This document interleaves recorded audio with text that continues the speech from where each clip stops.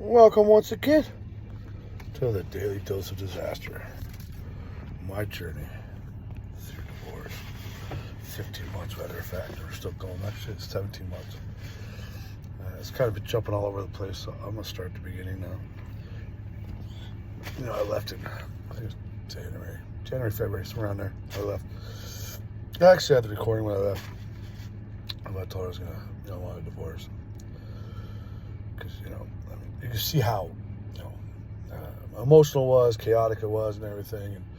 And I had to take her back to the house because I didn't do it at the house because I didn't want to do it in front of our kids, right? So drove to the park, to there, right? Drove back to the house, and she's upset, screaming, and I'm trying to get whatever little bit of things I can get, come back. I really don't want to come back, but that's what I tried to do. So I said, I'm just going to get what I need for now. I'll come back tomorrow and get the rest of my stuff or whatever, right? And I wanted her to talk to the kids, right? But I couldn't talk to the kids before she came home because then the kids would have told her, right? So I had to wait until, she got home and I had to talk to her. Then I was going to talk to, my daughters. I really wanted to talk to them, but it was such a chaotic mess. I mean, there's no way you can have, a conversation, a community conversation that important with your kids.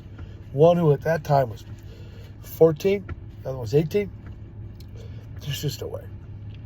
So I chose I was going to have it the next day when I went back. So I leave there. I go and my dad. That's a whole nother series. Just my dad.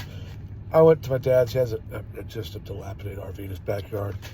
That's where I was going to live.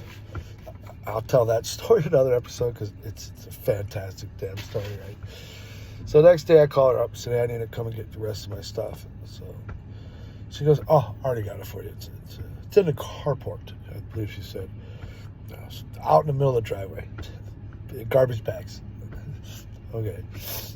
So I went there. I said, well, I got to make sure, that there's some, didn't leave nothing. My jacket, for one, I found out she threw away just recently, but I knew she threw it away. I just didn't have the proof. So. My oldest kid wasn't there. Nicole, I don't know where she went. She wasn't there. It was just Giovanni and my ex, right? And once again, it's another chaotic, situation. It's just not a time or place to have this kind of conversation with, children.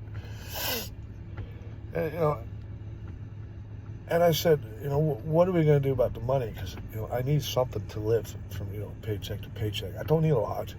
Just need enough for gas and food, and cigarettes. That's about it.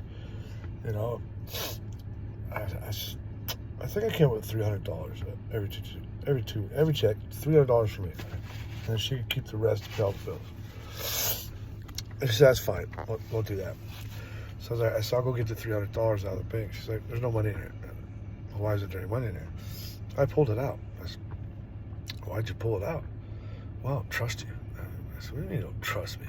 She goes, you're going to leave me desolate, kids desolate, poor, homeless, stuff. I said, I'm never going to do that ever. I would never do it. No matter how bad I hated you, I would never do that. And for you to think that I would do that goes to show you about exactly what you think of me. Right? I said, that's all right, right? My sister was there helping. I could just borrow some money from her. I didn't tell her that because her and my sister hate each other. So that's fine. I said, let me know what's in there and I'll get it right. So I go back to the RV. Like I said, that'll be a whole other episode because that was the worst 3 days of my life, I'll tell you. So I think it was Sunday. I can't remember. Thursday is when I left.